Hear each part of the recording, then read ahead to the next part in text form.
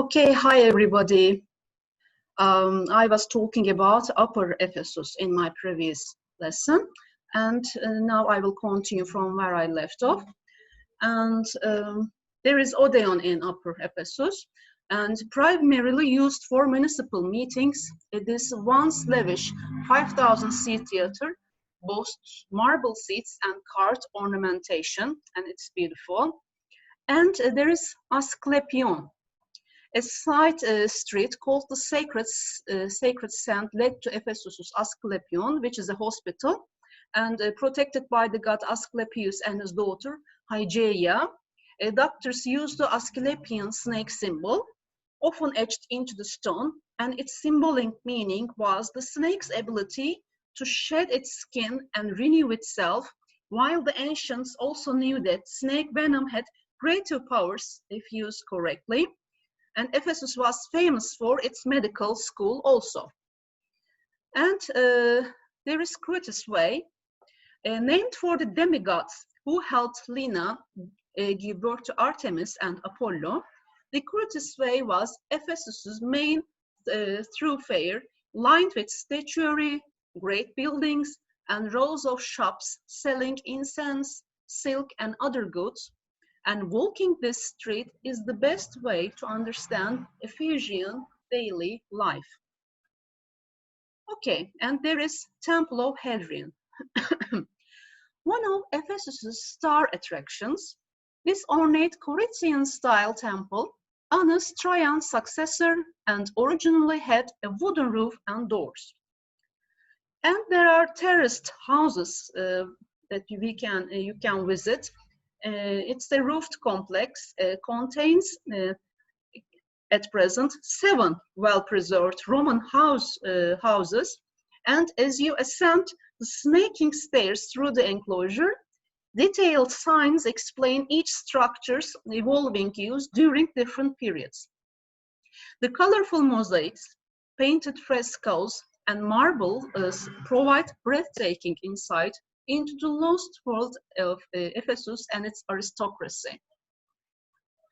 And Lower Ephesus, there is Library of Celsus, the famous library is here. In the early 2nd century AD, governor of Asia Minor, Celsus Polemenus, was commemorated in this magnificent library. Facade niches hold replica statues of the Greek virtues, which are arete, means goodness, enoia, means thought, episteme, means knowledge, and sophia, means wisdom. But the originals of these are in Vienna's Ephesus Museum. The ones in Ephesus now are just replicas. And there is great theater, originally built under Hellenistic king Lysimachus. The great theater was reconstructed by the Romans between 41 AD and 117 AD. And this theater could hold 25,000 people. Okay, and there is also Mary's house near Ephesus. And it is Meryem Ana evi yani arkadaşlar. Atop the foundations of a ruined house on the wooded slope of Bülbül Dağı, at that time it was called Mount Koressos, thought to be where the Virgin Mary lived. And a chapel was built there, which receives streams of Boston pilgrims and curious tourists. And multilingual information panels exist, and brochures and booklets are available. At the entrance are cafes, shops, and toilets, and the leafy site is good for a picnic. This site is 7 kilometers from Ephesus's upper gate and 8.5 kilometers from the lower gate. And it's unfortunately not serviced by dolmuşes and taxis from Selçuk Otogar. Okay. Well, nearby Ephesus, there is Selçuk town. The gateway to Ephesus does have plenty of its attractions.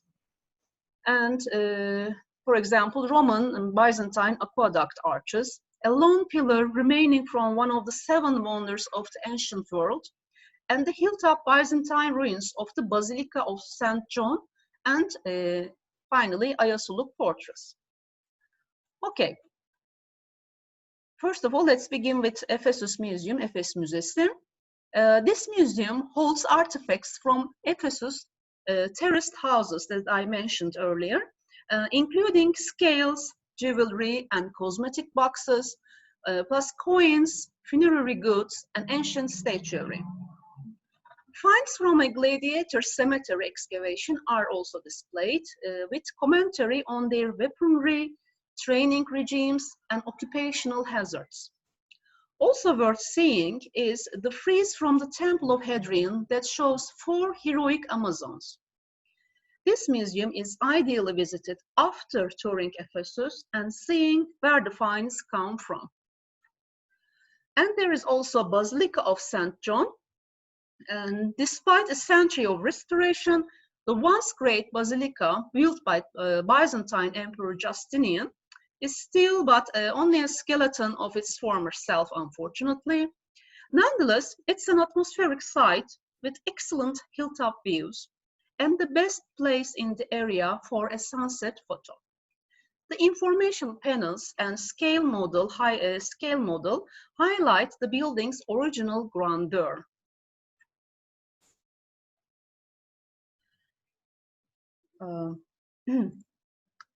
And there is Temple of Artemis, the famous Artemis Tapınağı.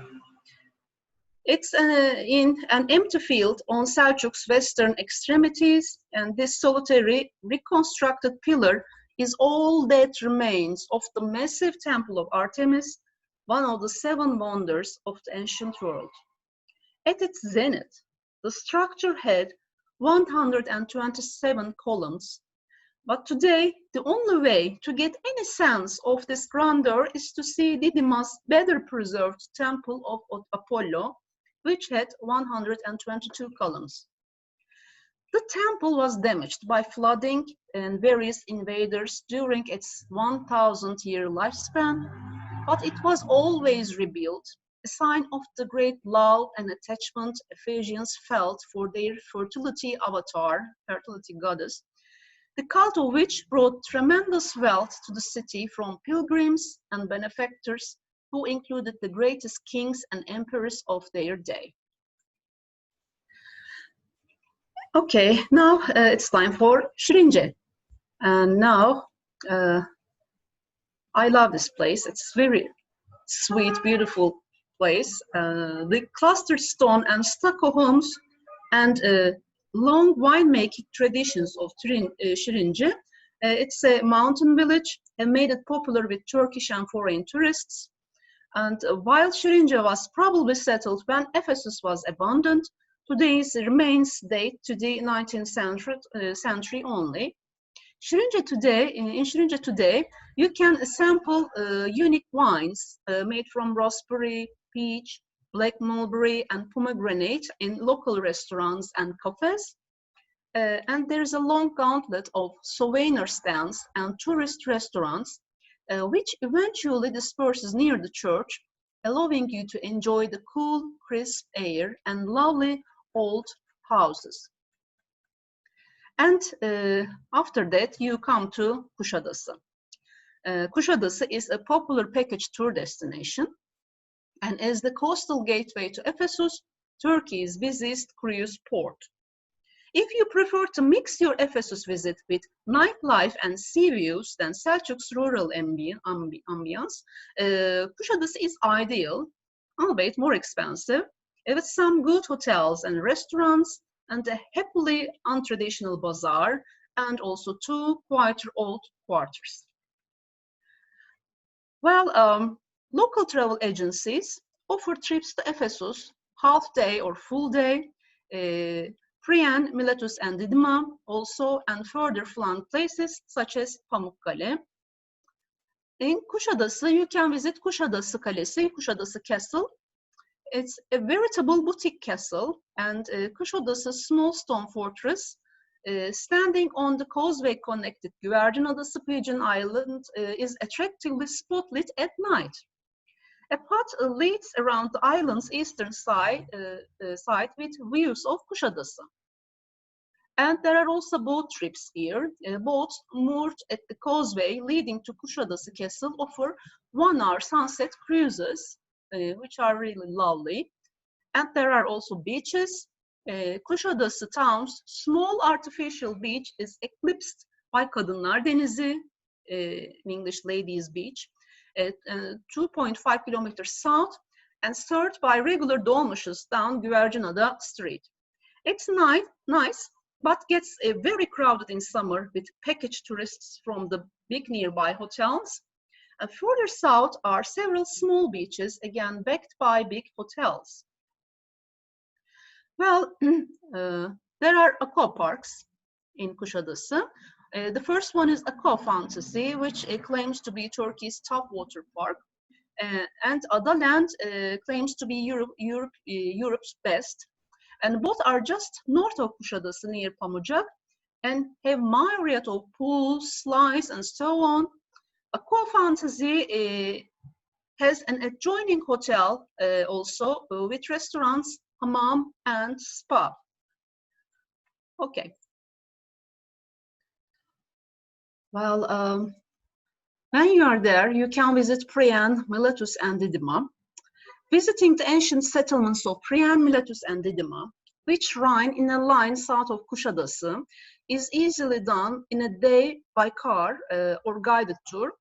A tour is worth considering. The sites are less well excavated and signposted than Ephesus, so having a professional guide will help bring them to life. Travel agencies in Selçuk and Kuşadası offer the PMD, the short version of Priene, Miletus, and Didyma tourism tour, including transport, lunch, an hour at each site, and possibly 1 or 2 add-ons such as Söke Market and Altınkum Beach. Now, let's first talk about Priene. Okay.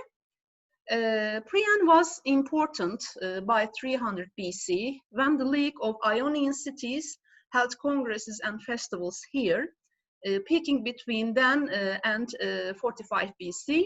Still, it was smaller than nearby Miletus, and the Romans made fewer modifications of its Hellenistic buildings. By the 2nd century AD, however, the silt had won, and most of the population relocated to Miletus. Yani Olivyon buraya da gelmiş, burayı da kaplamış ve o yüzden de halk taşınmak zorunda kalmış arkadaşlar. Evet, on a high bluff backed by a stark mountain and overlooking what was once the sea, stands the ruined temple of Athena, destroyed by earthquakes. Once Priene's biggest and most important structure, it was designed by Pytheas of Priene, who also designed Bodrum's Mausoleum of Halicarnassus. Also, Priene's theater, with a capacity of 6,500 people, is among the best preserved Hellenistic theaters anywhere. You can whistle to test the acoustics and slip your fingers between the lion's paw indentation of the finely carved VIP seats in the front row. And after that, you can follow the remains of the city wall, once 2.5 kilometers long and 6 meters high with 16 towers, and you can reach back to the car park when it's done. And we come to Milet now, Miletus. Ancient Miletus is 22 kilometers south of Priene, amid rich cotton fields, and it was once a great port city. It's often, but unfairly, disparaged as dull compared to Priene and Didyma, but you should definitely not skip it. You should go and see it. Its mixed Hellenistic and Roman architecture is impressive, and the fascinating museum illustrates the original relationship between these 3 sites. And there are cafes at the entrance, including one flanking a 14th century caravanserai. And you can stop at Miletus Museum before touring the site to pick up the informative and free circular tour map. Okay, I will continue to talk about history of Miletus in my next lesson, okay? And I will see you there. Bye-bye. Take good care of yourselves.